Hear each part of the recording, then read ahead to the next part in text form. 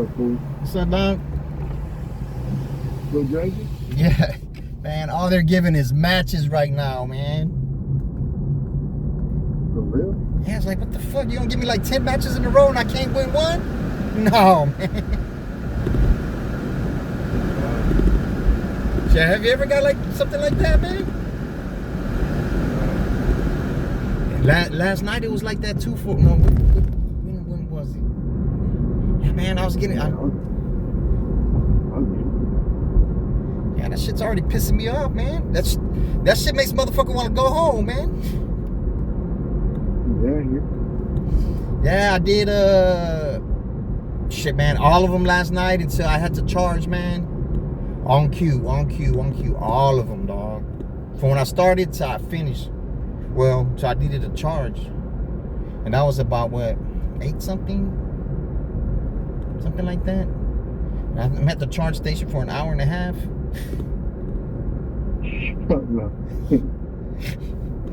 Man. Yeah, I had 2 private rides. I made over 400 that night. Man, you don't even want to know how much I made. 170 in 6 hours. So I think about it.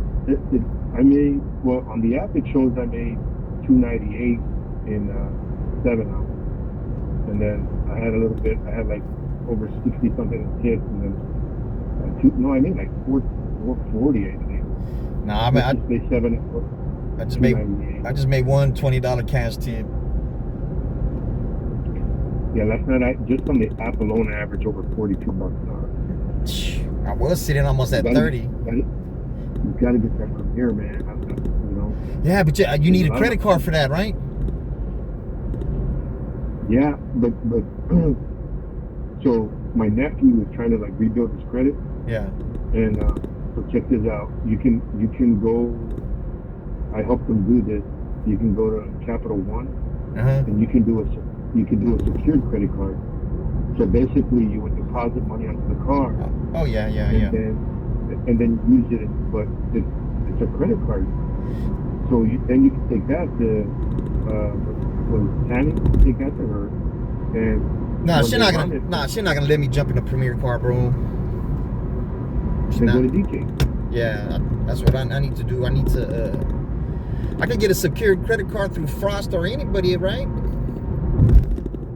Yeah. It doesn't matter with anybody. You can get it to anybody. But at least it allows you to get into the car. You think I should put what? Because man, truthfully, like that, they're jipping us out of $100 a fucking month, man.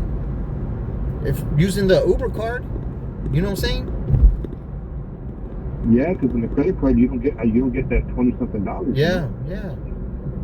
I'm just saying. And I think that's why they did it. You know. Yeah, that's probably so, right? Yeah, they're trying to cut costs everywhere. Yeah, man, but come on, man, you got to treat your employees right, bro. They don't care, man. They're so big they don't give a fuck anymore, huh? Fuck. I had 3 months when I first started driving in 2020.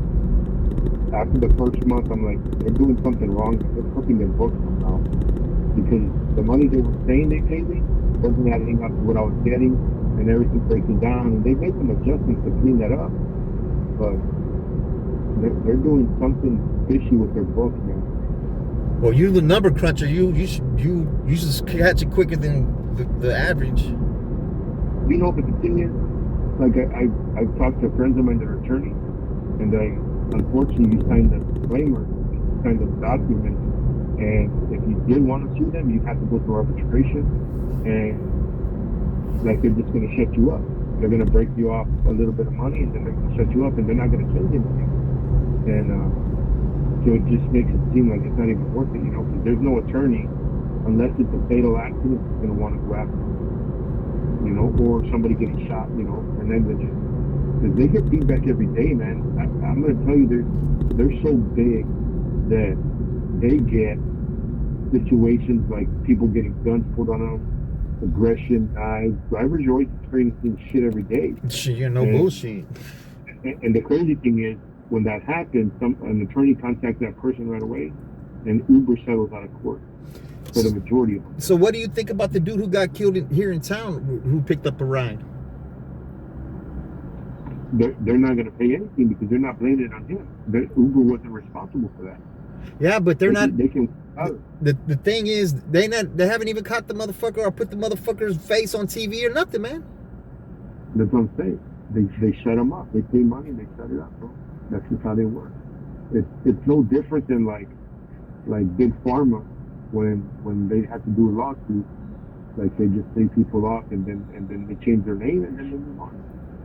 You know, it's unfortunate, man. But it's just they're so big of a company, and you know once the consumer don't rely on the think about it, they first shuts down. Then what happens? They go to Lyft. Yeah. So the Lyft shuts down. Then a new company picks up.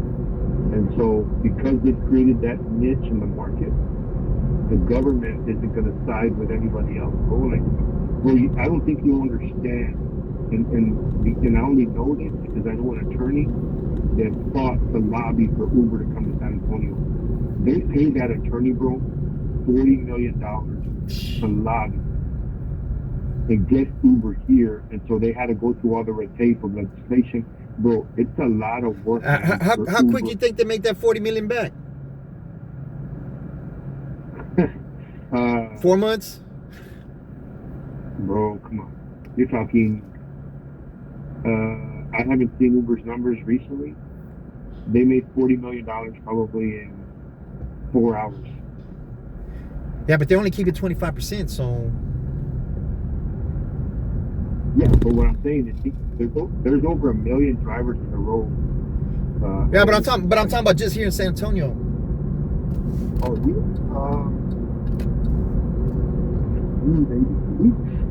Maybe. Well, do the math. Well, there's probably 50,000 drivers here in San Antonio. You think so? Do the math between $100 and $300 a day. So let's just say 50,000 drivers. I think that's low. So let's just say 50,000 times $3. Times 150. I'd say that's the minimum somebody makes in a day, right? 150, you think? Bro, look at this, bro. This is just one day. 7.5 million. They made that up in 5 days, bro, in a week. Yeah, but they only get 25%. Okay, so let's do that. 7.5.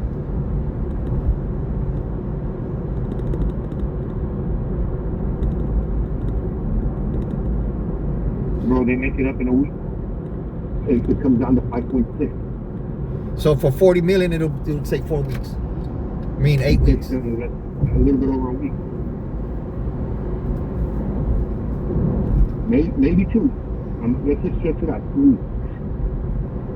And then they're in the green. You don't understand how much money they're making. Yeah, I know they're making a gang of money, dog. Bro, you're talking hundreds of millions, billions. They're $1 billion company. Yeah. That's why I don't do nothing no more, because I know it's not gonna change. Bro, I've submitted and I spoke. You know how they have those little meetings with liaisons and if they want to hear what the driver has to say. Oh yeah, I've never. I've been to them, and I'm gonna tell you, these are people that are fucking some of the dumbest people in the world. They're dumb. They're like fucking common citizens. I've done circles around them. When I walked in and I heard the first couple of conversations, I fucking walked out, bro. The drivers are the people representing the company. The people representing the company are the drivers, bro. They solicited us for that. Have you ever gotten those solicitations? Yeah, I never. Y'all not paying me more to look at this fucking video? Fuck y'all. Yeah, they solicited it, and so I accepted it, and I went to the meeting to see what it was about. And they wanted me to be a liaison. They wanted, and the crazy thing is they pay you like $30 for the visit or whatever. You to talk to people, bro. It's no money. It's a fucking joke. They don't make changes. They're not gonna make changes. Now, I ain't gonna lie, man. I don't think most of these drivers got too much sense, man. You could tell by just the way they pull up to the airport. How many people? Well, you see all the people that work. Bro, those guys, it blows my mind. They sit there for hours. I've done it from here, right? Where I drop somebody off at North Star and come back to the airport. And then I drop somebody off and 2 hours later, bro, those people are still there playing fucking dollars. I don't understand how those motherfuckers are surviving, bro. There's no way you can survive on a $30 ride every 2 to 3 hours, bro. No. But like I said, there's probably 15 of them in a fucking house, so you do the math, everybody's putting in $25 a day. Of course they're surviving. You're thriving, actually. Yeah, one They time. used to pennies a day from fucking Pakistan, wherever the fuck was so. One time I dropped off over here by the medical center on Babcock, right? I dropped off some food. Man, about 5 motherfuckers came to the door. It smelled like they were fucking cooking fucking fresh Stephen Curry, man. Yep. I didn't see no furniture in that bitch. And they're asking me, how often do they ask to take the picture? I said, what? Yeah, I know what they said, but I'm trying to comprehend what the fuck they asking me this for. How often did they ask to take a picture? I said, oh, it depends. I didn't want to give them a beeline or a heads up because they're all trying to work on the same account. So man, it depends. Yeah, man. It's crazy, bro. So think about it. So say they're aiding the family, and you know, as a passenger, they're not on. Like, how often does the passenger? I mean, it happened to you recently, but how often, if they're like Indian, how often do you think the passenger is going to report them? And so they're not going to tell the difference between each one as long as they're no. And that's what I'm saying. So think about it, bro. These guys in the family, like, they're putting the money collectively together. And so if they're working their 12-hour shift, which is closer to 15, they can all break it down, and each of them does 4, and they all make 300 as a family. So they can survive on that, bro. Because they're getting government assistance too. They're like asylum seekers, Yeah, that's what I don't understand, man. They fuck over us born and bred over here, man. But the people who come from overseas, shit, they give them the world. No, but that's what I'm telling you. That's why I'm not a Democrat, bro. That's the democratic system. That's the way that Democrats work. They get hands. Yeah, but imagine if they didn't just think about this, bro. If they didn't have that, you could easily remove 50% of Uber drivers. Now, guess what? What happens when that happens, Chris? They're gonna lose money, dog. No, they're not gonna lose money, fool. That's more rights for us. Yeah, more rights for us, but they're not gonna be able to cover every ride, though. But think about that. Instead of you sitting there waiting for a match, fool, you're always getting a ride. Man, it was on last night, though. But this is what I'm trying to tell you, and this is what I explain to people that don't understand politics. You think 50 to 60% of drivers, because they're coming over here, they get a temporary work visa, they're from another country, they come in, bro, and they saturate the market, and they take those opportunities away from Americans that are hardworking. Yeah, you should be right on that, for sure. And so think about it. You get them out of the pool, you completely remove them.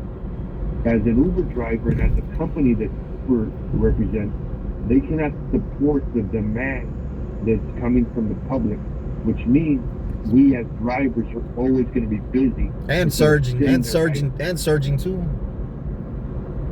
And think about this, Chris. This is across the board for every fucking type of job in the market. Yeah. Construction, fucking banking, everything, bro. Dude, I used to work at USAA. 95%, the last number I checked before I left, was a contractor doing coding for the websites that we had and the IT stuff that we had running. 90% of them, bro. So think about this, and I'll give you an example, and I'm going to break it down for you. If there was an employee that was coding and they had a full-time job and they had benefits, their benefits package, their salary was around $90,000. Their benefits package was probably valued at $150,000, somewhere around there. Instead of paying that to a U.S. citizen they would get a contractor from Pakistan or India and pay them 70,000, And don't and they have to don't give no them no benefits. no benefits. And think about how fucked up that is, because that takes a job away from an American. Yeah. I'm telling you, bro, that's the Democratic way of thinking. That's the way Democrats think, and it fucks up our economy. That's why I've always been.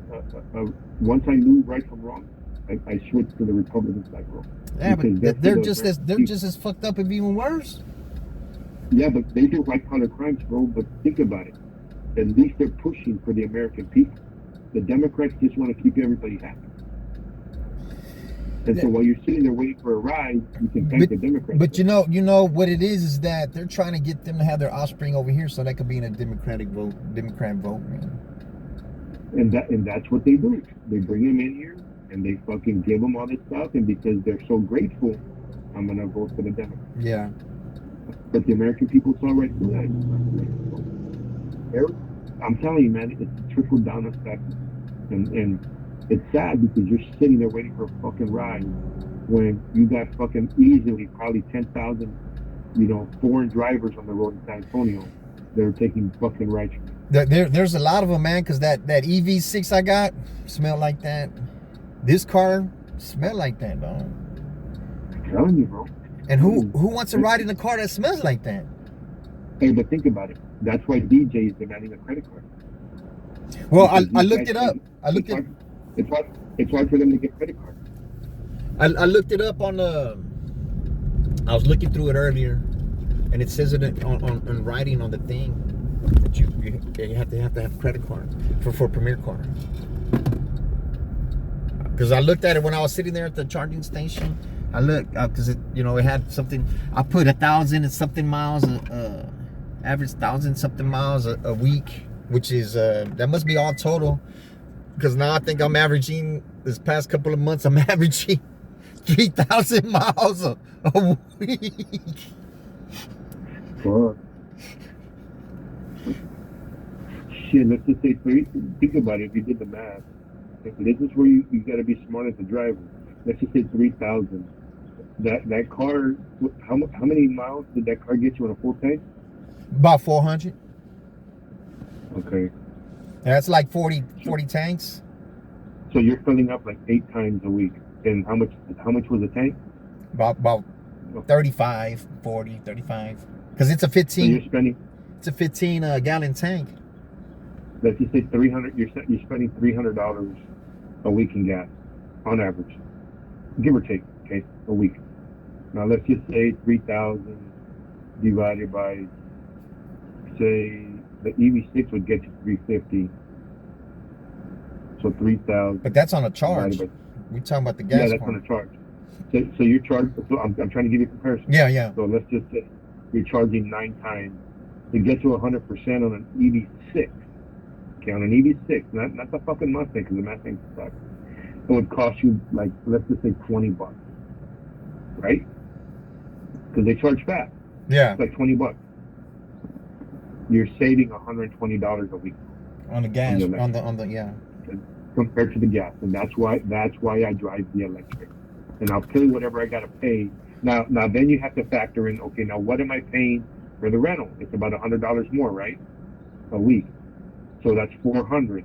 So if you're saving $120, you're still saving probably $300 a month between the two, after you factor in the rental expense also.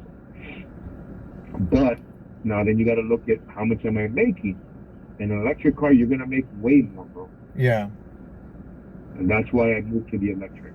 Yeah, because it's priority over. That's why I'm saying, man, how are all these cars getting a match before me? I'm a diamond and an electric, dog. That's what I don't understand. I know they're not. They might be diamond, but they sure as hell ain't driving no electric. I would call Uber and see if there's a restriction on your account, because sometimes they do that, bro. They put restrictions on the account sometimes, like where they lower your percentages of they mess with the algorithm. Yeah. It's a little click on their screen. I know they do this because there's been times that I've sat with other people who have a higher rating, and you know, I can only trace it back to an incident that happened like 3 days prior. And so, but those restrictions don't last long. I think they last a couple of days, maybe a couple of hours. But What they you do think? put Because restrictions. somebody said I was in the wrong car, or somebody else was the Yeah. wrong person. Yeah. So what they do is they put those restrictions to see if you're gonna, Fold. you know, keep driving. You know. They try to make drivers fold. Hey man, I ain't gonna lie, man. I don't think there's that many drivers out here anymore, man. So think about it. Then why are you sitting around? Well, today all these motherfuckers want to drive on Sunday. I guess they're off. It's the weekend. It's the part timers driving today, man. But think about this. There's over 400,000 people in San Antonio just downtown today because of that tournament. Yeah. You're telling me there's no rides downtown? Yeah, I was in downtown. I had to get the fuck out of there, man. I done jumped the curb and everything. I done jumped the curb, dropping somebody off at Goodwill. Dog. Yeah, because you're getting like $3 rides. Yeah, Like it's just, you feel it's not worth it. You could do a fuckload of them. You could do fucking 40 of them, but it's not worth it, you know? Yeah, but That's why I bounced from downtown yesterday, and bro, so this is where I parked yesterday. I stayed in the Pro area. I always pull up to the Pro. That's my spot. Yeah. I pull up to the Pro and because bro, between 7 and 10 o'clock every day, people need rides from the Pro. If they don't need rides from the Pro, they need rides from the Strip. If they don't need rides from the Strip, they need somewhere in all those little restaurants in that area. You're talking a 4-mile radius. People need rides, bro. That's my spot. I sit at the Pro. Not at Bob's Chops no more? You're not at Bob's Chops no more? No, I do that in the morning. Yeah, okay. Because there's several hotels there. Yeah. So I do that at 4 in the morning, 3 in the morning because people need rides to the hotel. Yeah. I mean to the airport. I sent you, bro. You know I'm not capping. I sent you what I made last night. Oh yeah, I know you ain't bullshitting, dog. And look at how many rides I did, bro. I didn't do that many rides. What did it say I did? How many rides did it say I did? Oh, I didn't. It wasn't that many. I'm gonna tell you. It says I got 3 tips right now, so it's over $300 just on the app. Bro, 13 rides. And on the app alone I know I made over $300. 13 rides. That's nothing, bro. For a Saturday night. Yeah, I was busy, man. I only made 150. I'm gonna tell you, bro. Look, I'm gonna tell you. I'm gonna give you my rating, okay? Because my shit is no different than yours, bro. My overall rating 4.99. My star rating. Oh shit, mine's is 4.93 or some shit. Yeah, but it's still not bad. Yeah, it's good. And for 4.85, you're golden. Yeah. 1% cancellation rate, 95% acceptance rate, 99% driving rate. Oh, that's no different than yours. Yeah. You're not that much off. Yeah. You know, but and that's why I say it's the car, bro. It has to do with the car. Yeah, for sure. You know, think about it, because that falls under the. Oh, I just looked at the message, the thing you sent me. It has 13 trips. Bro, think about it. Wouldn't you want to do 13 trips a night? That's nothing, bro. You're getting the long ones because you worked 7 hours. You did 13 trips. You're getting. Bro, you're working sometimes 14 hours, bro. Yeah. Doing like 30 something rides. Yep. Just think about that, Chris. I did 13 rides, and look at what I made. And some of them are long. Bro, I was on the other side of Canyon Lake last night. But you're doing premier rides though. You know, it's like. Right. That's what I'm saying. It's the car. Yeah. I need $130. That will give me a $50 tip, bro. Cash. That's what I'm telling you. It's the car. Get a secured credit card. Yeah. That solves your problem. Yeah. And you make the money, bro. I know you make the money. Yeah. I'm sure you got 500 a year. Well, you can. Most banks and most credit card companies, they'll let you do up to 1,000. Yeah. You put 1,000 in there, bro, and then you can, and then you just, you spend it and then add it back on, and you're good. Like with my credit card, every time I drive, I pay it off. Like once the first 500, It goes to the credit card. Boom. That way I know when fucking Wednesday comes around, DJ's not gonna have any problem. Yeah, mine is on And then Tuesday. after that, I just shoot from what I make. I just, hey man, if I'm gonna go by Starbucks, I know that's $25. Boom, I pay that. You know. So how do you use your Uber card thing? How do you use your Uber card? Just to charge? That's it. Bro, I got over $9,000 on my Uber card, just sitting there. Just from every time that I've ever driven, it just stays there. It's like a little savings account for me.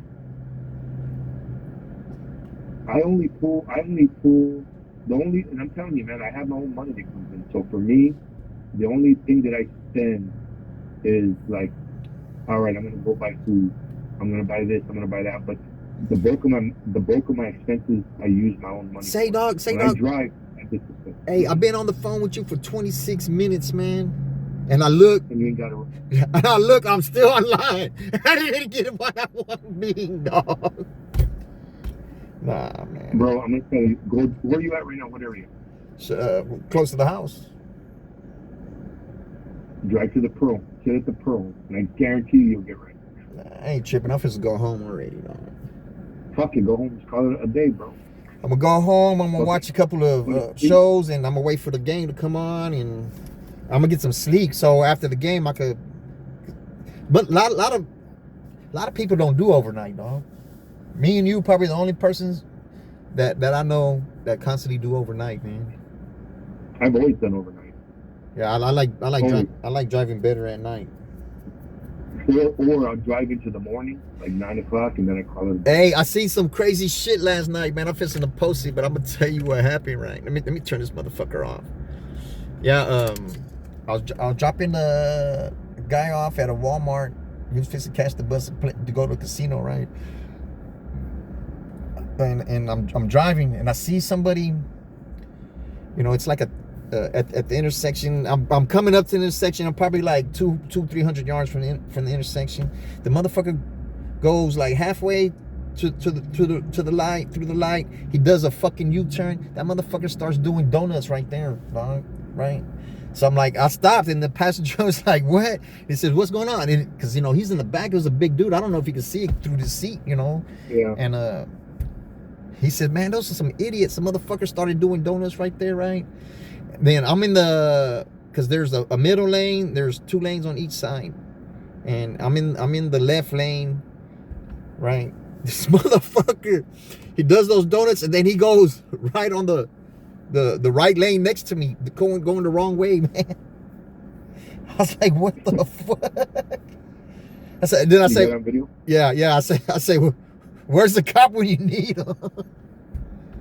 They're nowhere around, bro. If they're somewhere in the west, you know they ain't gonna be around. Yeah, and then check this out. This is how crazy it is in my neighborhood where I grew up. On New Year's, because I grew up right there by General Boy and Castro, right?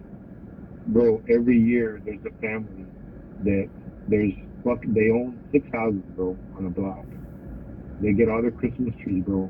Everything that they've collected over the course of a year, they put that bitch in the middle of the intersection. It's a 4-way stop. And they fucking burn it, bro. And they light the fireworks right after. Boom, boom, boom, boom. So they start the fire like at 11:30. Fucking, you're talking about a massive bonfire. Fucking asphalt burns, bro. That's how fucking hot it gets. The asphalt burns.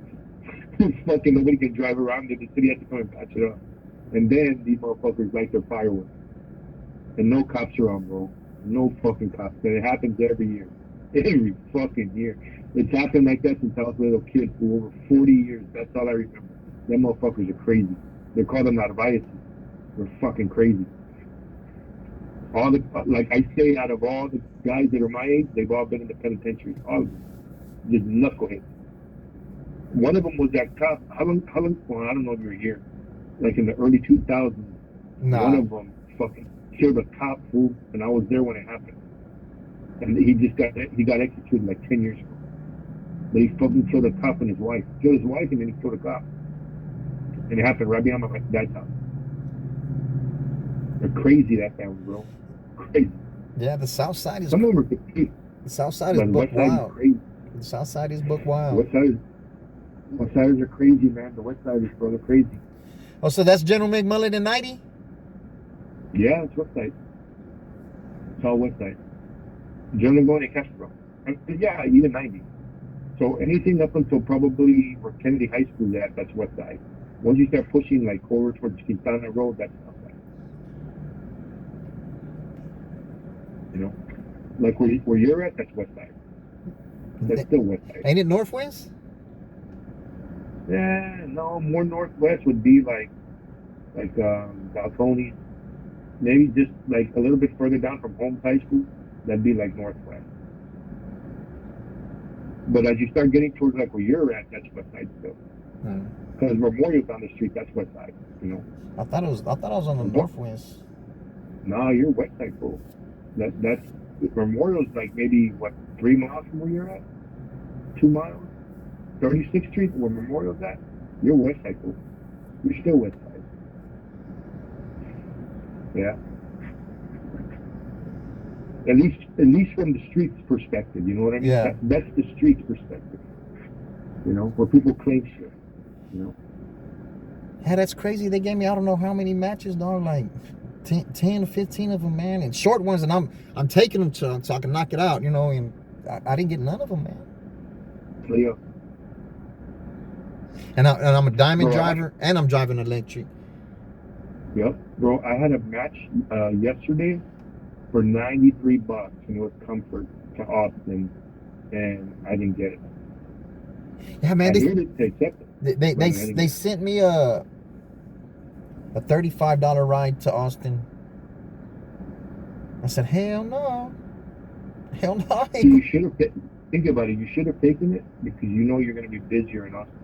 Nah, but Austin sucks, man. Austin sucks right now, man. I'm telling you, man. Not at night.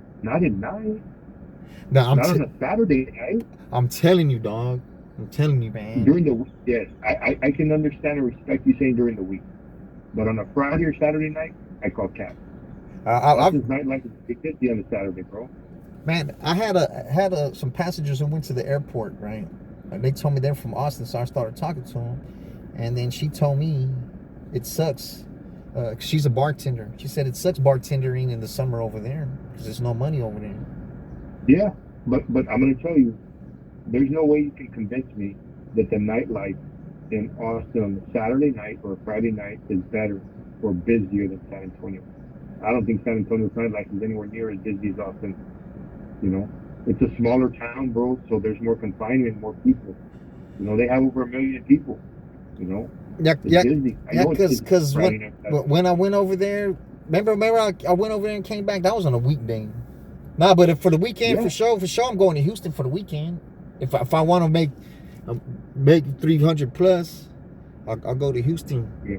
But I'm spending. But I don't know about if I can make it in this motherfucker, man.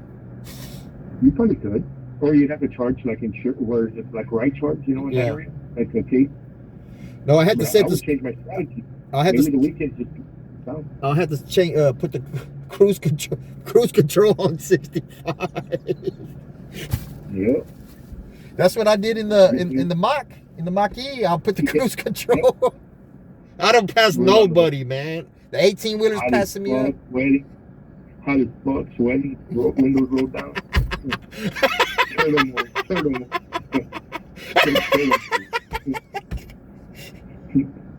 You're like, come on, baby, give me that. Come on, baby. I know you can do it. Come on, I think I can. Hey, I've been there, bro. I've been there fuck those times. 1% pushing the fucking. I'm like, come on, baby. I know you got it in you. I'm fucking telling you there.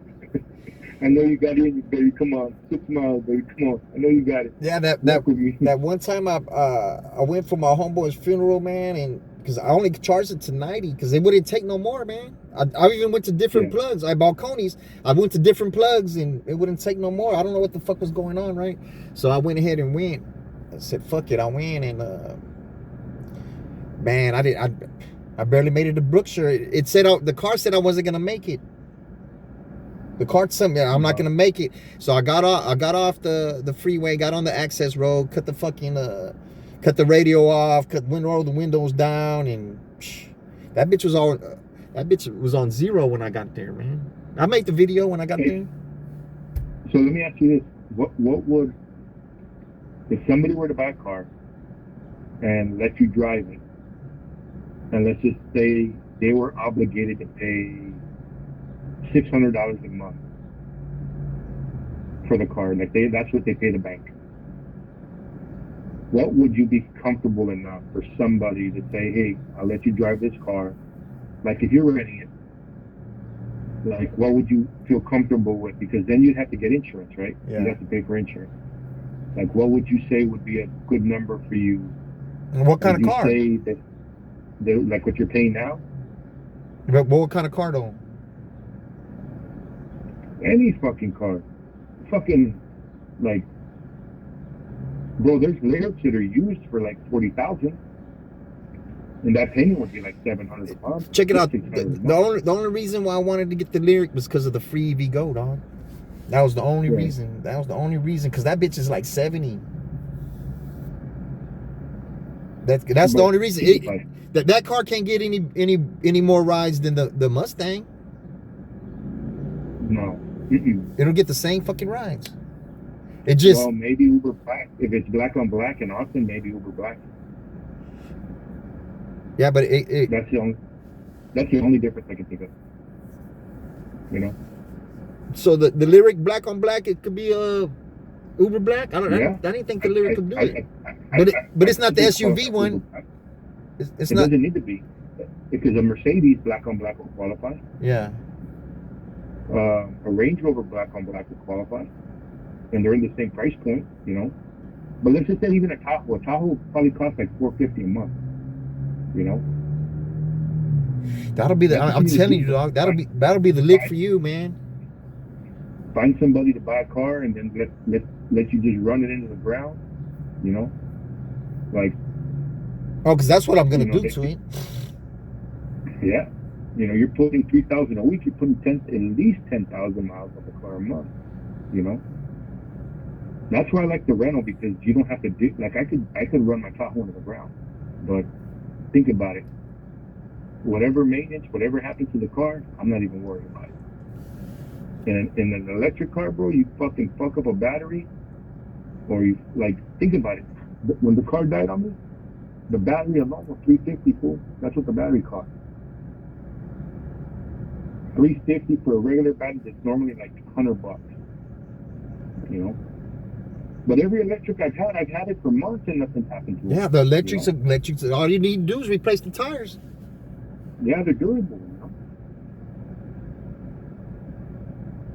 I'm gonna sleep on it, fool. I'm gonna buy a car and let you just fucking run it in the ground. Because I'm gonna run that bitch into the ground, fool. But I'm gonna take care of it. But it's gonna. Yeah, you're gonna put miles on it, you know. But I think that's the move, man. If you're not gonna, like, instead of, because bro, think about it. The stress of you worrying about, first of all, them always maybe canceling you and not putting you in the car. That's a heavy stress, bro. That's a lot of stress. Because then you're without a ride. Yeah. And you don't have. At least I have a backup ride, but like, I don't know if you have a backup ride, but think about it. Like, you're stressing about, like, having to always have a car, you know. And when they something happens and they can't get you into a car, bro, that's a stress, bro. Instead of like driving off from that lot, you gotta take an Uber. Fucking sucks, you know.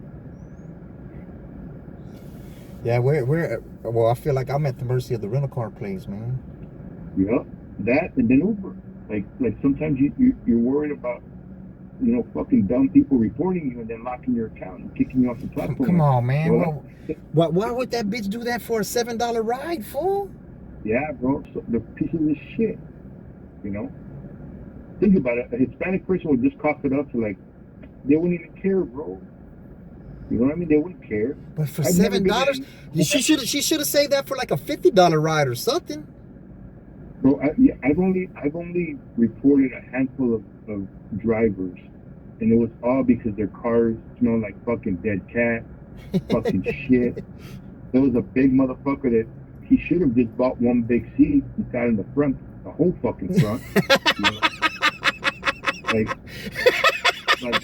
as long as, like, and that, bro, but this was when I first started like taking Uber, like 10 years ago. And that was in the beginning. Now I always order Premier, bro. I don't even fuck around. I order every time, bro. If I need an Uber, I order Premier. I don't fuck around. Yeah, because you don't want It's to. not worth it for me, bro. I want to be comfortable, man. You know, I'm a fucking old man, bro. I don't want to be sitting in a car and it fucking stinks or they don't fucking have AC. Like I've been in Ubers where they don't have AC, bro. Yeah, In the summer. Uber X doesn't have to have AC, right? Yeah, bro. It fucking sucks. You know. I'm about modern conveniences, bro. Like I'm not bougie by any means, but I like my AC. I like to be comfortable. I like to eat healthy food. Like, you know, we only got one life, fool. You know, I make those changes. I do without with other things so that everything that I need in my life, in my little pocket, is good. You know, because if not, you're gonna struggle, man. I don't want to struggle. I grew up struggling. Fuck that. That's why I went to school, man. Yeah. You know, that's why I stayed the fuck out of trouble because I don't want to struggle. You know, I'm comfortable. You know, bro. Had I stayed at the bank, I'd have fucking tens of millions of dollars. But I didn't like the grind. I was good at it, but I hated it, bro. It took me away from. I lost my family, man. You know. And now it's just I drive when I want. You know, I like driving. I really like driving at night on the weekend because my best friend was killed, man. That struck a chord with me, man. That changed my life. You know, that was my ride or die from day one, bro. Yeah. And ever since that happened, that's my purpose. I drive to help people get home at night. I don't give a fuck about the money. The money, you know, I'm glad that I'm being paid for my time, but I don't need that money. You know. And then if I can rent a car and not damage my own car, shit, I'll do that too. Because I make the money. You see, I make the money. Oh yeah, you know, I know. Shit, you're the first person who I talked to. Because remember, that was the first day I was trying to charge the fucking car at the fucking charge station. I asked you, say, man, it's charging me $30 every time. Yeah. And he said, nah, don't worry about it. They're gonna give it back to you. But said, yeah, but I can't get it to charge at all. But think about this, Chris. God put me in your life, and He put you in my life. Yeah. Yeah, you cool as fuck, dog. You're one person I can actually say is smarter than me, dog. Bro, the thing is, Chris, I don't look at it that way, bro. Like you remind me of like my homeboys growing up, and I have an attachment to you. Yeah. Because me duele, it hurts me when I see my people struggle. Yeah. Because I know, and I'm going to tell you, Chris, when you made a left, I made it right. And that's the only difference. That's the only difference between you and I. That's the only difference, bro. Yeah. When you chose to make left, I made right. Yeah. And I'm going to tell you, my right, that journey was harder in the beginning, but I knew, bro, at a very young age, bro, I knew this is me, bro, as a little kid.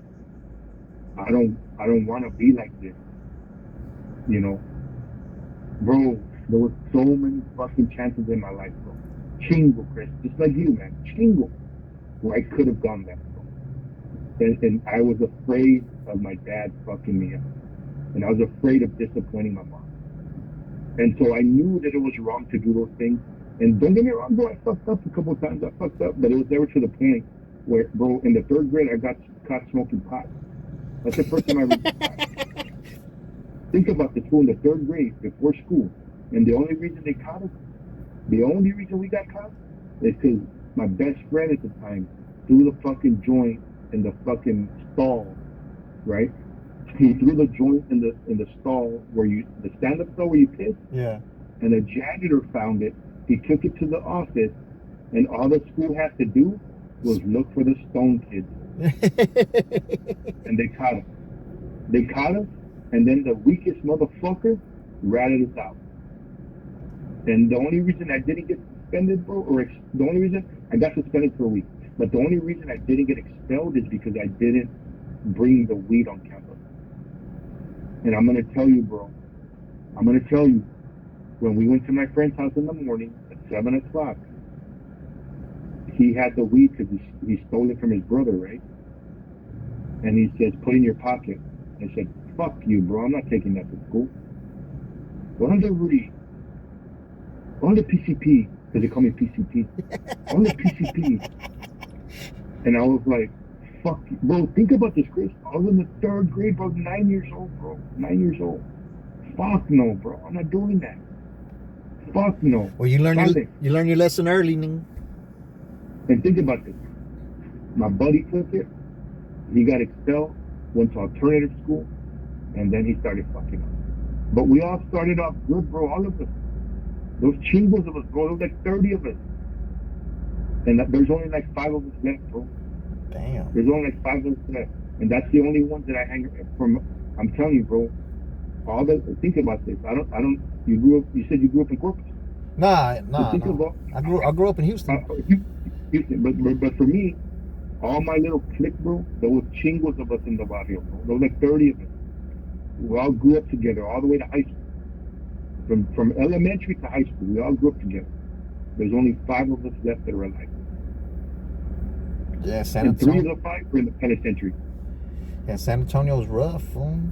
They got the heaven. But think about it. That was the first time that when I was in that office, bro, and I saw the look on my mom's face, that I told myself I gotta be better. And I still tripped up, bro. Like I got pulled over by cops and Ticon and this and that. But once I started playing ball and I saw the attention I was getting, and I knew that it could get me an education, I fucking stopped all that, bro. But like I said, when you made a left, I made a right. Yeah. And that's the only difference. Well, I'm not better than anybody else. I don't feel I'm smarter than anybody else. I'm still going to school. I'm working my PhD, but I don't feel I'm smarter than anybody else. Bro, there's people in my class, bro, that these are like geniuses, bro. Like the only reason I feel like I can't keep up sometimes is because I have like brain damage from playing football. I had shingle concussions. And so my memory, bro, I had a photographic memory as a kid, bro. My brother and I, we had a photographic memory. We're fucking smart. But I just can't remember a lot of shit now, bro. But there's people in my class, dude. I'm like, yeah, these fucking people are fucking crazy, bro. The way you're taught, I don't talk like that. If you think I'm smart, fool, these motherfuckers sound like fucking politicians talking, bro. Like fucking geniuses. The way Elon Musk fucking breaks down fucking chemistry, like they're talking like that, fool. And I'm like, all right, cool. I'm just a fly on the wall in this classroom. I'm just listening, bro. Hey, I got the photographic memory too, dog. Yeah, but think about it. Like, there's always somebody smarter, bro. And I've always knew that. Even as a little kid, there were people in my class. I'm like, why am I not getting this? And I would tell myself, why the fuck am I not getting this? Why is this not coming so easy to me as it is to them? And I would ask my friends, the smart ones, like, bro, how long do you study? He's like, well, my mom, my dad, they study 2 hours at night. And I'm like, fuck that. I'm doing that. You know? Like, we're running around till 7 o'clock, bro, and then when it gets dark at 7, you're telling me you're studying, bro? Fuck that. I'm ready to shower and go to bed, bro. But once I got to high school and I needed to have a decent GPA and get a scholarship, then that's when I shaped up. But remember, by then it's a little too late. Yeah, because my foundation, chemistry, for science, for math, wasn't there. Like, I still did trig and calculus, but it didn't come easy to me. It came easy to them. They sat there, they were done in 10 minutes. I was doing it at the end of class. You know? Shit, I took calculus, 1 semester calculus. But think about it, like I know you're a smart guy, bro. I know you're smart. As soon the day I met you, bro, like, I knew you were sharp, you know? And it sucks that you got tripped up, and a lot of good people, bro, I've come across, even females, bro, good females that are smart, they're articulate, they got a good head on their shoulders, but they got tripped up, you know? Yeah, well, growing up in the hood, you're falling into those traps in the hood, nigga. Yeah, I mean, but you learn, you know, and in the moment, it's a good experience. You know, it's a good experience in the moment, but then you're like, damn, why didn't I see that coming? You know? Nah, but she was progressive for me, dog, because I was getting worse and worse in these streets, man, and I was packing. I know that, like, bro, because I was always, like, on the outside of it. So, like, when my buddies would come to the house, hey, bro, we're going to go to a party. And I'm like, all right, cool. Let me get my stuff. They're like, pendejo, you're not going. And I'm like, then why'd you come over here? Oh, I just want to talk to you, bro. I'm like, fuck y'all, get out of here. And then boom, I hear they got shot, or there was in a shooting, or they got beat up. Like, and I'm like, thank you, Lord. You know, because bro, the trap's easy, bro. The trap is easy. The game is easy to get into. You know, it's just not sustainable. Nah, And hell no. my grandpa's always told me this. You show me an old gangster that's still alive in his 80s, and I'll tell you that he made a good decision. They don't exist, bro. Nah, They yeah, don't they exist. sure as hell don't. You know, they all die young. They all die before 50, bro. And it's no. I'm gonna tell you, it's no different than weightlifters and bodybuilders that do steroids, bro. With the exception of like Arnold Schwarzenegger, but he stopped early. That world of weightlifting and juicing up, you die before you're 50, bro. Yeah, kidneys and liver Think about gone. our age, bro. Right? You're 52, I'm 48. But think about it, fool. They're dead by our age, bro. I still feel like I still have so much life left in front of me, bro. Oh yeah, I yeah. feel like I'm barely like reaching my potential right now. Like I could barely like feel that I'm getting there, you know? And the fucked up thing is by the time we get to 60, 70, if we're lucky, like then we can't walk no more. Our fucking brain is fucked up. So like, you know, but I enjoy the journey, you know? And when it's my time, it's my time. But you know, I just try to do something a little bit better the day that I have. And the next day I try to do better and I try to do better next day. That's all I can do, you know? But I appreciate you, man. Like, you know, I Hell feel yeah, blessed. man. I fuck with you tough, dog. I fuck with you tough, dog. Yeah. Still got it right. Now I'll turn that motherfucker off. No, I didn't even know. I didn't even know it was on, dog. That's how. Yeah, bro. That's. It's these weekend drivers, man. Bro, think about it. For me, like this is what I do, bro. And I have my laptop with me. So like when I'm sitting there waiting for a ride, like I'm not just sitting there listening to music. I'm not on my phone. Like I'm doing my homework. I'm reading. I'm doing research. And so if I'm out there 12 hours and I get paid $100, hey bro, at least I got all my homework done and I don't have to like do it the next day. You know what I So would do? When I'm in Austin chilling and I ain't got a ride, I'm loading up my clips, dog. Yeah. So you're loading your content up, so you're staying busy. Yeah, I got it. I'm not. If you went back to school, bro, you could get paid to go back to school.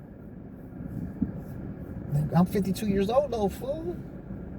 I'm 48, fool. I'm working on my PhD. Come on, that's not an excuse. I'm 48. I've been going to school my whole fucking life, fool. and I don't feel tired of it. You know, I don't feel tired of it. But you can get grants. You can get Pell Grants. Bro, if you were to apply for school, man, I make too much. I make too much money now, though, man. No, you can still apply for programs. You can apply for student loan. Bro, there's people I know, bro, that have $300,000 in student loan debt, and they're not paying none of it back. And they got loans out, and they were getting paid like $1,200 a month to go to school. They're using. Cause think about this. In our lifetime, Chris, don't you think there's going to be a president that's going to forgive student loan debt? Biden tried it. He tried it, but there's going to be a president, I say, in the next probably 4 elections, in the next 16 years, that's going to wipe out student loan debt. So even if you rack up $100,000 in student loan debt, like they're going to forgive it eventually, bro. And you can rack up $100,000 in student loan debt, and you'll put money in your pocket. Yeah. Easily for an undergrad, you can get paid. You can put in like an extra $600 to $800 in your pocket for your regular undergrad degree, just with like Pell Grants, student loans, stuff like that. And then you can do it all online. You can do it all online and learn something new, bro. Learn something new, something to chew on. You know, I tell all my family members that, and they're like, "No, but I can't." I'm like, "All right, cool. All right, I did my part. I tried to talk some sense. I tried to like put some knowledge in you. That's cool." But that's where I'm at because I tried those things, you know. I've already worked hard, bro. I worked hard in my 20s and 30s. I busted my ass, bro. I never called in sick. I was traveling the country, banking, making money, and now I'm coasting, bro. My life is my grandkids, my family. That's it. That's all I care about, you know. And helping people get home safely. That's all I care about. I wanted to start my own company, bro, that headache and then just the responsibility of being pulled away from my family. I've already done that, bro. I've done that. I was hardly home, bro. I was working 16-hour days, bro, when I was working in the banking industry. 16-hour days. And I was making good money, bro. I was traveling. I was on private jet, but you know, it's not my life anymore. I learned my lesson. It was a lesson, bro. It was a hard lesson. It cost me my family, you know. And I'll never do that again. Well, was that You your know? first wife or what? Yeah, my first wife, yeah. Yeah, I was never home, bro. I was never home, and we just grew apart. Yeah, And it was that. because she's from the West Side, like really smart. You know, she's got a really good head on her shoulders, really smart woman. But me traveling, like I would tell her, hey, let's go to Greece, let's do this, let's do that. I don't want to do that. Why do I want to do that? Why are we going to spend that kind of money? Bro, I was making $15,000 a month, bro, in the banking industry. And it was like me going to work and then just fucking babysitting. Babysitting, bro. Are the people at work you babysitting them? They're underneath me, bro. Like, hey, make sure you're doing this. Hey, I need this report. Hey, like, bro, I was just babysitting fucking 300 people. That's it. I'm just babysitting. But then when I saw like my kids getting older and like my son, like, Dad, when are you gonna work with me? When are you gonna work me out? Like, it was a deep reflection, bro. And then I feel like God woke me up, bro. I was running on a treadmill training for the Ironman because I wanted to go to Hawaii. And I was training for the Ironman, and I ruptured my disc, bro, in my back. I felt like I got kicked by a fucking horse. I flew off the treadmill and I passed out, bro. Damn. And then after that, I had surgery, and then I couldn't be at work as much, and I had to retire medically. And luckily, they paid me, so I was able to keep my benefits, you know, keep my pension, keep everything, get a disability salary, and then I applied for Social Security. I'm capped out on the max. I get $4,000 a month for Social Security, so I have money coming in, bro.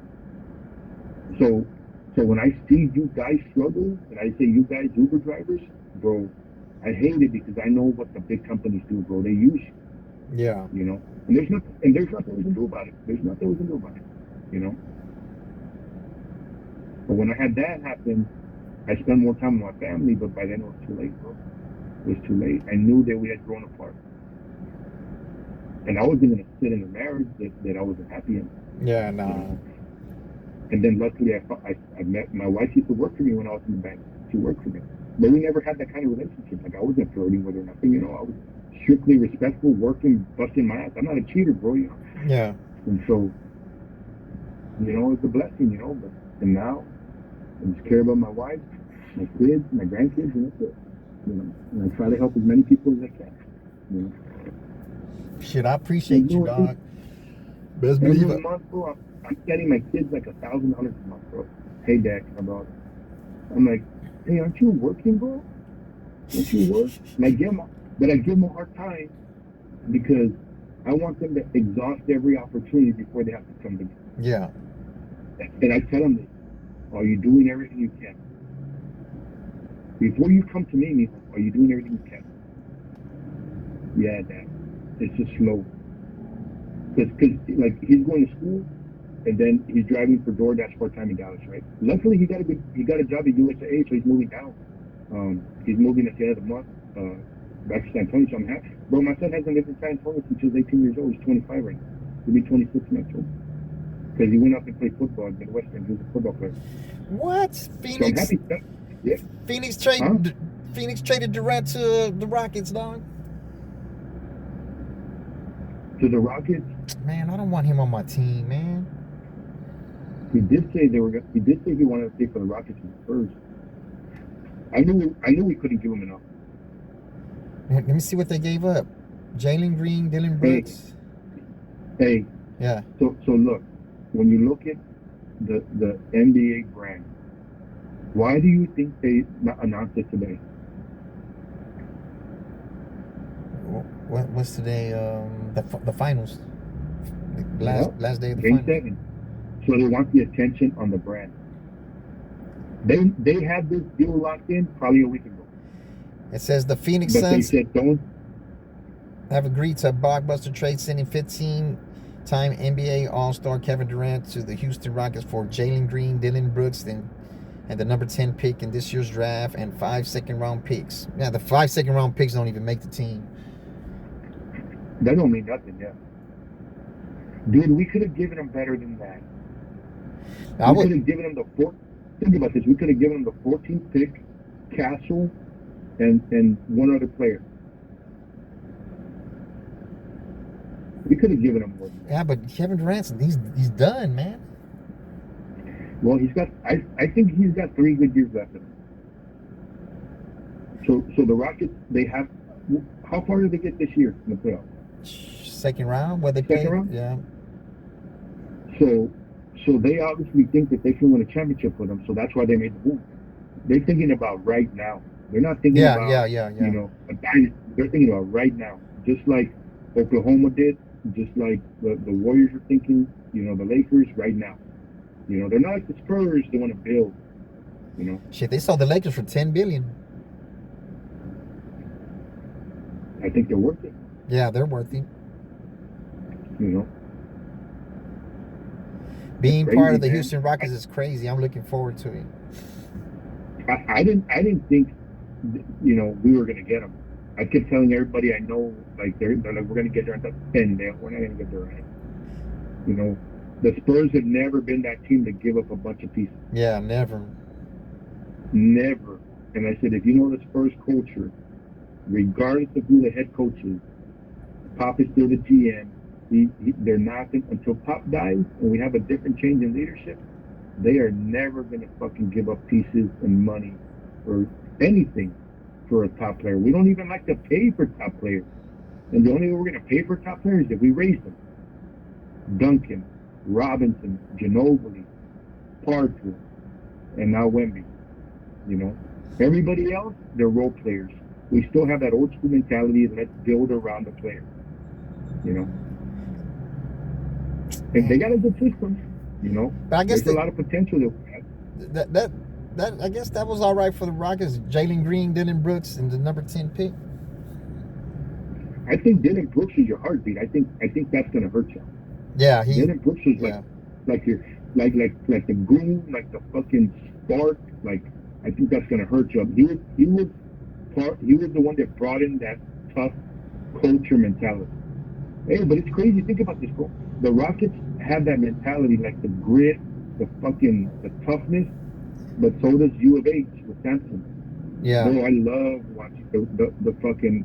I want to go to some games this year, man, and see U of H play because so I follow the high school game here, right, in San Antonio. The number 1 point guard in the country came out of Brennan High School. He grew up with one of my little cousins. That kid, his name is Kingston Flemington. He plays just like Westbrook, and he's going to U of H next year. Oh yeah, he's going to U of H? He's going to U of H, bro. If you bet and you got a bookie, I would put fucking $500 on U of H to win it all. It's probably like fucking 10-1 right now. Shit, I need to put 600. Try to get my money back. Yeah. Fucking But yeah, bro, he's going to U of H next year, man. It's gonna be a good. They're gonna have a good team next year. Shit, I'm down to go to some games soon. I used to stay right around the corner from Hofheinz Pavilion. Yeah, I want to go see them play this game, bro. For them to lose the championship, they're gonna have that place packed all year. Man, dog, I'm not gonna lie. I thought Houston was gonna win, dog. They gave it up at the last minute, dog. But that's experience, bro. Even though bro, I'm gonna tell you, Sampson had him prepared, but you just never know what your players are. You never know what your That motherfucker coughed it up at the end. At the end. It comes down to the last 2 minutes of the game, bro. And I'm gonna tell you, as a head coach, you have to execute the last 2 minutes of the game but you do that when you're in practice. Yeah, yeah. You have the music, you put the music so loud in the fucking gym that you can't even hear everybody talk. Like you have to yell, and then then you start running the execution plays at the very end. All right, we're gonna do the sideline half court bring in. There's 0.4 seconds. You have to do all the scenarios, bro, and you have to do them over and over. Like the last 30 minutes of your practice, that's what you work on. And for the teams that don't do that, they lose those games. And that's why they lost, because I don't think Samson did that every practice, because they would have been prepared to run the game the last 2 minutes. It would have been nothing to them, bro. Man, that day was so bad for me, dog. All the way around, fool. Like, man. I thought they had a good chance to win, but I told people, like, if it comes down to the last shot, they're not gonna win. Man, I was because of how chaotic they play, bro. They're like the UNLV running Rebel school. They play frantically. Like they're fast. They play fast. And the thing is, think about this, and I always revert back to the Fab Five. And that fuck up Christian Weber made. And he made that fuck up because and as a coach and in life, you call it situational awareness. Yeah. He had a mind lapse. He had a shit. fucking I still remember watching that fucking game, dog. Yeah, think about it. But think about it. In life, we've made those decisions. It was Duke, right? They played Duke? Yeah. But that split-second decision where you should make a right and not a left, it's no different. It's no, but in basketball, it's even at a faster pace, bro. And he fucked up, and it cost him the championship, bro. Yeah, the timeout. Bro, think about this. They win that game. The next year they come back, because the next year they got their ass kicked. But say they win that game, the next year they have the edge. It's going to be a blowout. They're going to beat Duke again. And think about this. Do they stay a third year? Fuck yeah, they stay a third year. It's a dynasty, bro. They want to be the first team to like three-peat and then four-peat. But instead, because of those two moments, they all leave. They all go to the NBA. And the Fab Five era is over. Crazy, bro. I always think about that. Jimmy King. I saw him play in high school, bro. Jimmy King. Dallas, right? Bro, you know who I played against in high school at a camp? Bobby Hurley. Fucking, I hate Duke, man. Dude, I hated that fucking fucker, bro. Not because, you know, as a player, you know, like, players are better, right? But he didn't look fast. He wasn't the strongest. But the dude executed, bro. The dude executed over and over. But he got in a car wreck and fucked himself up, huh? When he was in the NBA? Yeah, but think about this, bro. You don't know this at the time. But then a documentary comes out, like maybe 10 years ago, about his dad. And then and when I was watching that, bro, I'm like, now I get it. Now I understand. He was coach's son, right? Have you ever seen that documentary? Nuh-uh. Bro, look at it. It's on. I think it's on Netflix. I'll try to find it and I'll send you the link. But you watch that, bro, and you'll understand why Bobby Hurley was as good as he was. Nah, but man, in the moment, I didn't know. I hate Duke, dog. I hate Duke ever since the 80s, man. Yeah, I knew that I was just playing against a better player, bro.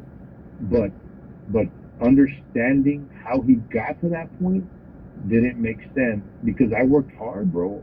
I busted my ass, but what I didn't have is I didn't have like basketball minds around me. I had good role models, but I didn't have basketball minds around me to shape and cultivate my game. I had to learn how to, bro. I grew up in the 80s and 90s. There wasn't the internet, so I had to go to camps to learn different shit. Yeah. You know what I mean? And we didn't have any money, so I took the bus. Ooh, I would work for my uncle, make $200, and that was my camp money. I'd go to a camp. And so, but reflecting back, I'm like, fuck, bro, that's why he was that good. when you see the way his dad was as a coach, it all makes sense, bro. But for me, like right now, like it's too late now. That But now, that dude who plays for the Pacers, T.J. McCullough or whatever, his dad's a coach, man. Yeah, bro. He got a $40 million contract coming off the bench. Think about it, bro. He's arguably one of the best. He didn't win 6 Man of the Year, right? Oh yeah, I think he did last year, didn't he? Did he? Dude, that dude, he could start for a lot of teams, bro. But that's not his game. And I respect the guy because he's like Ginobili, bro. Whatever's better for the team, I'm gonna do it. You know, whatever's better for the team, he's gonna do it. You know. Well, we're gonna see at 7 o'clock. Yeah, I think I'm gonna watch the game, bro. I'm gonna watch the game. Yeah, I'm gonna watch the game. It'll be a good game. Yeah, I've been watching the games because that's what I like to do, dog. I know I've been missing. I'm hearing from people that bet that the Pacers are gonna win. That's like the inside scoop right now. Yeah. I think they're plus like 300 right now on some books, which is crazy, bro. Nah, I don't think they're gonna win, dog. It's not just because I got a couple dollars on the game, but it's like it's different playing on the road, man. It's different playing on the road for all the marbles too, man. So your role players are not gonna play as good on the road, man. And their role players are, you know what I'm saying? Yeah. It's just a different, man. And but you never know, you know. As long as it's a good game and the refs don't cheat, man. Let the chips fall where they may. What's his name is reffing, and when he refs just look. Scott Foster, he's not reffing. Tell me, Scott. They took him off. Yeah, because I was just looking right now. It said they probably took him off. The Pacers probably complained.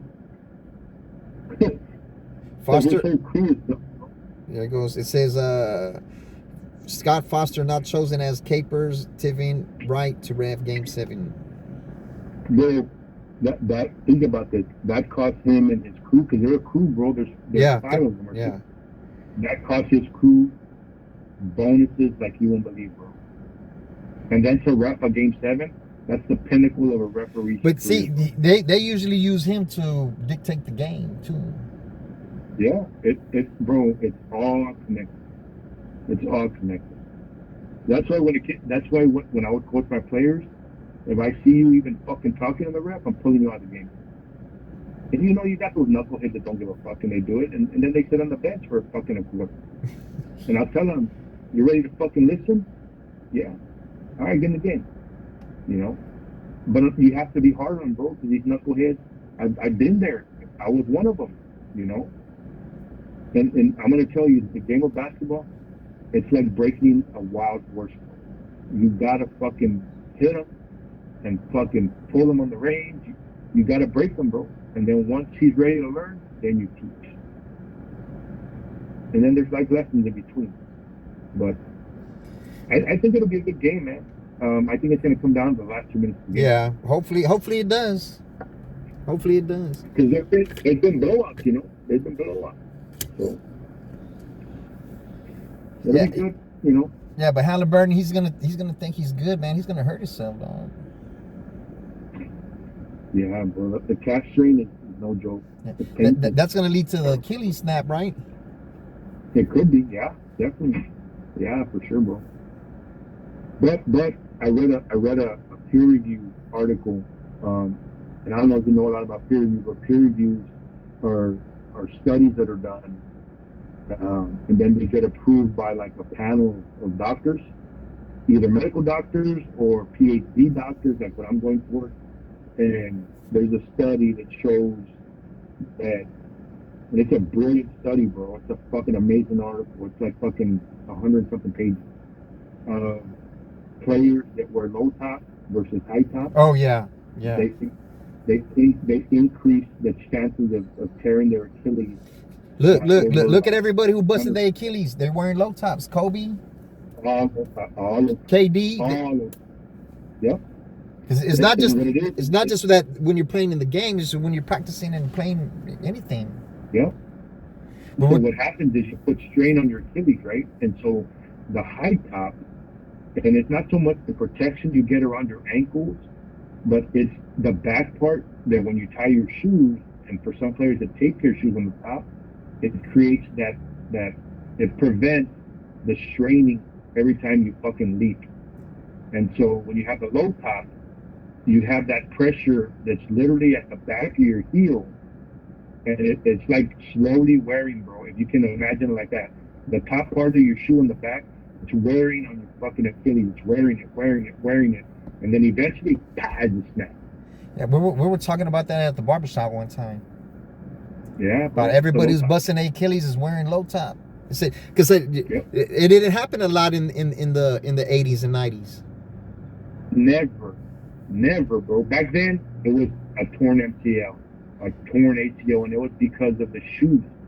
They were playing it. Have you ever played ball in Chuck T's, bro? Man, I don't even like fucking walking in them holes. It's fucking flat foot. Think about it. They fucking heard, bro, and George Gervin was playing in them bitches. God damn, bro. I can't even imagine how his feet felt. You're better at playing barefoot like you're in Uganda, motherfucker. You know what I mean? Like, bro, dude, just walking in Chuck T's is fucking uncomfortable. So that's why they ended up changing to like the cushion shoes, because that wear and tear was damaging the knees, bro. Because the first major player I really hear about busting his Achilles was Amari Stoudemire. Yeah. And that's in the 2000s. Yeah. But also, think about this. Back in the day, Bernard King blew his knee. Like, there was a lot of famous athletes that were blowing their knees. And it was the shoes, bro. That's why, for me, it's always been about how light are the shoes and what support do I have around my ankle. And I'm gonna tell you, I love J's. I own several pair walking in them for walking, but I have never hooped in a pair of J's. Never, bro. Not once in my life. I've never hooped in a pair of J's. They're too heavy, bro. They don't give you enough support. But people don't think like that. Well, shit, he got the ankle support though. He got that ankle support. So look, I'm gonna tell you, this is the difference between the shoes we wear and Jordan. Jordan, when he got that first pair of Nikes, remember the first J's, yeah, the black and red ones, bro. What people didn't understand and know is that he went to Nike, he stepped in a mold, and the foot padding was molded to his feet, so he had the most comfortable pair of J's you can think of. And then all they did was just put a regular foot pad in there, and that's what people play. And you can't play in them, bro. They're comfortable. Because he never had any major injuries besides breaking his leg.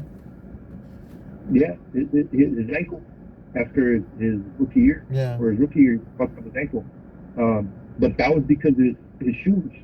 And so they went back and they started, and then they put a mold for his feet, and the rest is history, bro. He never had injuries after that. And it's your shoes, bro. It's hard to go through the NBA injury free, man. As soon as Kobe busted that Achilles, it was over for him, man. It's because, bro, it's the miles, bro. You're running between 3 and 4 miles a game at a fast pace, bro, and then jumping and like pivoting and, bro, I'm gonna tell you, like, I never played at that level. I played like some high-end games, like in tournaments, like for guys that were former NBA players, college players, and just to be in that shape, it's almost like being in college shape. But the way my body feels right now, bro, I feel like I'm fucking 75 years old.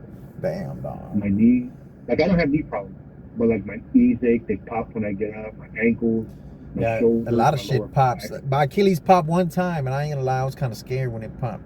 I was watching basketball, my right Achilles popped. And think about it, like you probably didn't play like high level sports. Oh hell no! Now I went to Madison Flu. I couldn't if I wanted to. And think about it, like it was fun for you, but playing sports, but I can't even imagine how these dudes feel, bro, at my age, 40, 50, 60. Like, Shit, they're already I see how fucking they dead. walk. They're dead already. I see how they walk, and I know they're uncomfortable. I know they're in pain, and they're probably popping pills like I am, you know, but it fucking sucks, bro. Like, your body just breaks down, bro. And my dad never even played sports, and I see my dad just, like, walking, he's 72, and, like, we have to do everything for him. Like, he's not gonna fucking lift anything, and I don't expect him to anymore. Yeah. But, like, now we have grandkids helping and cousins, but it sucks getting old, bro. That's a whole different conversation, bro. Whole different conversation, bro. I think I'm good for 52 though. I think I'm good. Yeah, I mean, bro, as long as you're walking around, you got your head sharp, bro. That's 90% of the game right there. Yeah. Like, I got the mind, my body's breaking down. I'll tell you that. That I know. Well, You know, well, those I'm always those having car wrecks therapy. didn't help none. Nah, bro, I regret the car accident. You think about it, you get hit, boom, not a big deal. All right, cool, I got 25,000. Boom, accident's worse. Another one, you get fucking 100 grand. Boom, the most I got was 250, bro. Boom, fucked up my back a little bit. Had to have surgery. No big deal. It came out of surgery. I was good running, playing ball again. But now, But as you get older, yeah. all those little bangs, bro. Oh, I feel them. I definitely feel them, bro. I feel them. My brother and I, we fucking laugh at it like, oh, this was dude, my back hurts. I think that was a 94 accident. Oh, my fucking neck hurts. That's like this. And my brother told me, like, what's up, the 94? And I'm like, yeah, the 94, bro. We're always joking like that, my brother and I. Because we're both banged up, bro. Me and my brother, my twin. It's like if I have an accident, like a month later, he'll have an accident. It's, I don't know what God does, bro, but it's always like that, bro. Timing's always like that. It's crazy. Man, I try to stay away from those accidents, dog, most as I can. But I ain't gonna lie, I couldn't avoid that Beamer, dog. That's the that's the only blemish on my record. Yeah, that dude's stupid. And the bad thing is, like, yeah, you know, like you know, they took care of you, and they put you in another car, but sometimes, like, I know DJ told me, like, even with the battery thing, he's trying to say, one more time you have an incident, like, I'm not gonna put you in a Premiere. I'm like, what the fuck do you mean? I didn't do anything wrong. Yeah. Fucking battery died, bro. What the fuck? I don't have control of the battery, you know. But then the crazy thing, he said that they were gonna do a diagnostic and they could tell if so with these electric cars, and I just learned this because after he told me that, I started doing some research. You can't drive it in the water, huh? No. If you like, yeah, you can. The battery's protected, bro. It's sealed. Like, no water will get in that bitch. Even if you submerge it. I read some tests where they submerge it for 30 days and there's no drop of water. They're like airtight sealed. But the battery, the 12 volt, not the big one, the 12 volt, the small one, the 12 volt powers everything in the car, bro. It turns the motor. It allows the car to engage and drive. If that little bitch fucking, if you leave the lights on and the battery drains, so once it starts hitting 50%, bro, like, so you're driving, the big battery is charging the little battery, okay? Keeps it charged. But if you're leaving the car on and then you leave the lights on and you forgot to, like, turn the car off, because that's happened to me a few times, that battery starts to slowly wear down. And then eventually a cell goes bad. And when the cell goes bad, it's done, bro. The car won't even move. And that's what happened. And so he said they were going to do a diagnostic. They were going to do some testing on the car. And if they saw that I manipulated the battery, that was his word, that I'm going to have to pay for the battery expense and the labor. And he said like $600 or $700. And I'm still waiting for that. I'm still waiting for him to tell me that, if that happens. Which I don't think it happened, because I remember when I got the car, bro. How are you supposed to be manipulating the battery? So think about this. So when I got the car,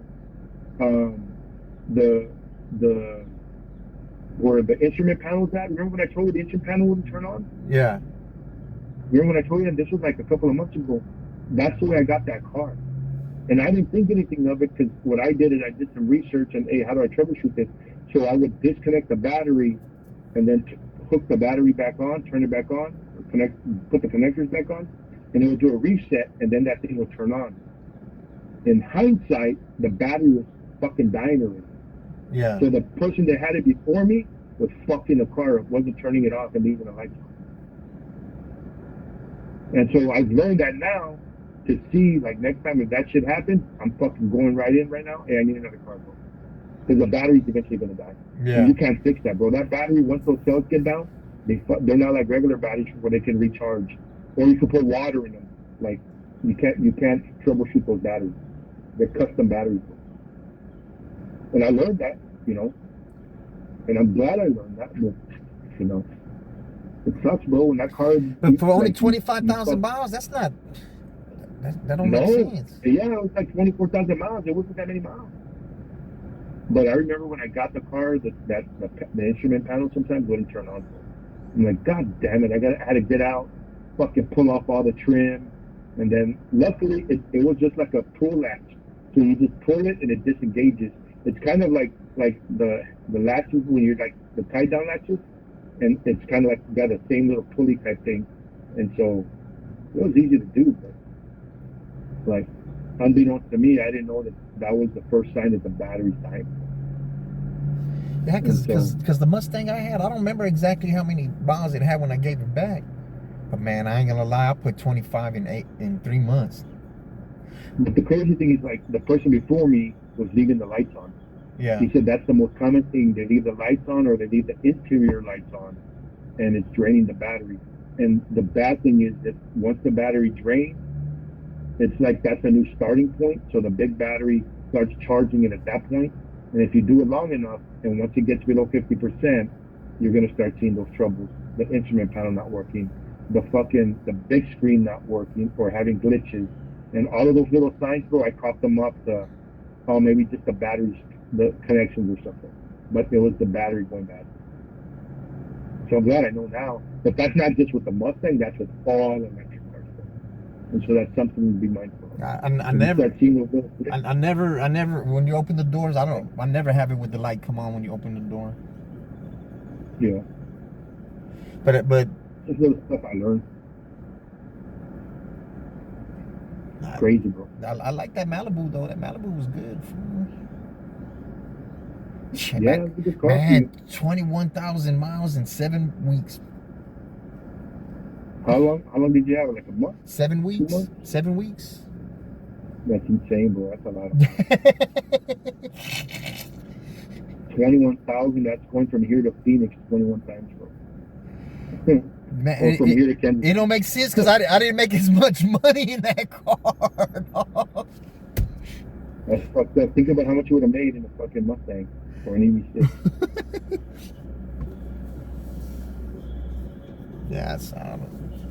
Yeah, there's something going on my end though, dog. There ain't no way they're fucking sending me 10, 15 matches and I don't get one, man. Yeah, it's got to be something with them not sending you rides. Because of that. I don't know, because remember last night when I drove from fucking Alamo Ranch, I drove all the way home and I didn't get a ride, and that was like what, 2 o'clock in the morning, 2:30. But I only had it on Comfort Electric and Premier. I took off Comfort, and that's like a 25-minute drive. No, it was over 30 minutes because they fucking made me do a fucking. Why you took off the Comfort? I didn't want to get a Comfort ride. Comfort Electric, it was paying more. Yeah, because there's not that many Comfort Electrics. Yeah, and then Comfort. What I didn't want to happen is, let's just say I get a ride like right there by I-10 and 1604, and then bitches want me to take them all the way to fucking like 35, 1604, or downtown. I didn't want to do that.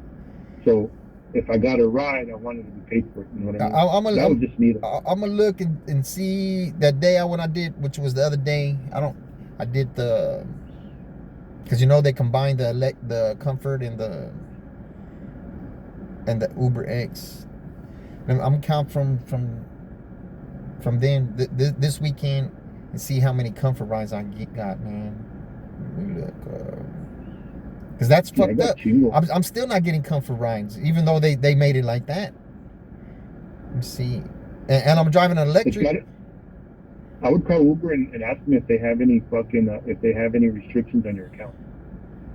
I don't see. I would call customer service and see. They'll tell you, bro. They'll tell you. I remember they told me when that lady said, there was a lady that said that that I was driving her the wrong way. I'm like, you dumbass, fucking construction, stupid. 2 priorities. She reported me for that shit. Fucking idiot. 2 priorities.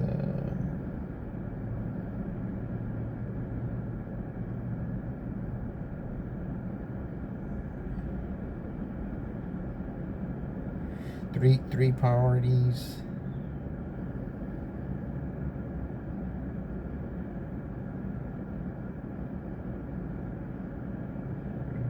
Yeah, 3 priorities, dog. That's all I'm. 3 priorities, no comforts, man. I think there's something with your account. I think they have a restriction on your account. Cause of that bitch lied on me, huh? Yeah, but also I think like over the last 6 months you've had quite a few little incidents, right? Or the last 3 months maybe. I guess. Like people reporting you or something going on. Yeah. And so I think sometimes they check their little boxes to make sure that things are okay. So they limit like. Yeah, cause I have 5 1 stars, man. Yeah, it's crazy, bro. Yeah, I held on to those 500 5 stars for about a month. That was about it, man. But see, that was driving in Austin. They're not gonna give you a 1 star over there, dog. People don't give a fuck in Austin. They really don't. Like they're too busy with their life. Like they're not. I think the only way somebody will report you in Austin is like that those dumb fucks that were drunk and causing problems, you know. Yeah. And then trying to flip it. I just don't think people in Austin give a fuck. Here, people are a little fucking sensitive. Yeah.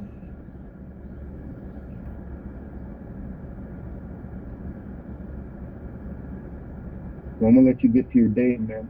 Yeah, I'm just gonna watch some TV, dog. I probably should go to sleep. Watch some TV. So I'm gonna find that documentary. I'll send you the name of it. But it's a good documentary, man. It talks about Hurley's dad. He used to coach at I think it's St. Vincent, where they live, and they were like a national powerhouse for basketball. And he raised Bobby and Danny. I thought Danny was a more scrappier player though. His brother Danny. I like that. I honestly like Danny better just because Bobby was an arrogant fucker, you know. Yeah, I just don't like. The only Duke player I like a little bit is Kyrie, man. He only played 10 games, so I don't like Duke players, and they don't pan out in the NBA either. So yeah, when I played against Bobby,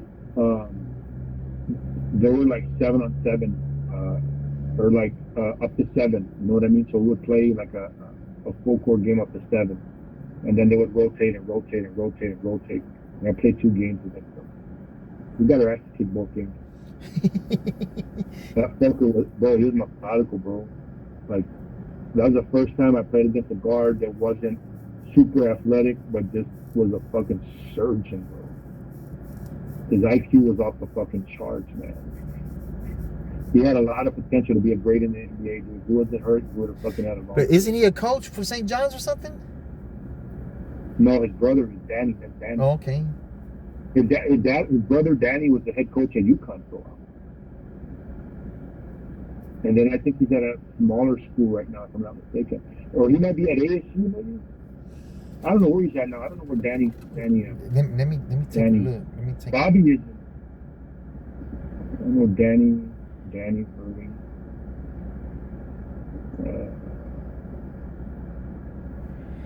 He's still the head coach at UConn. Yep. Oh, I didn't know that was his brother. I should have figured that out, huh? Yeah, that's his brother. Bro, he was good too, man. He was good too. He was real good. Yeah, Bobby Hurley.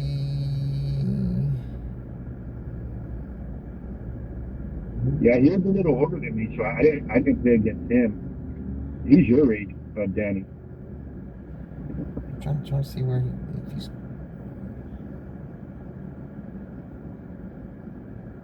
Oh, St. Anthony, that's where he played with his dad. Later became a scout.